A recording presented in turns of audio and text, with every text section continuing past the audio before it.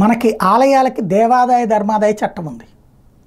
అలాగే ముస్లింలకి వక్ఫ్ చట్టం ఉంటే తప్పే లేదు. మనం వెళ్ళి ఈ మసీదు నాది అంటే మనకిచ్చారు, మనం అక్కడ ప్రూవ్ చేసుకోవాలి. బట్ వాళ్ళు కనుక ఈ గుడి నాది అంటే ఇచ్చేస్తున్నారు. ఎందుకని? తమిళనాడులో జరిగింది అదే. చివరికి ఒక సుప్రీంకోర్టు మాదంటే ఇచ్చేశారు.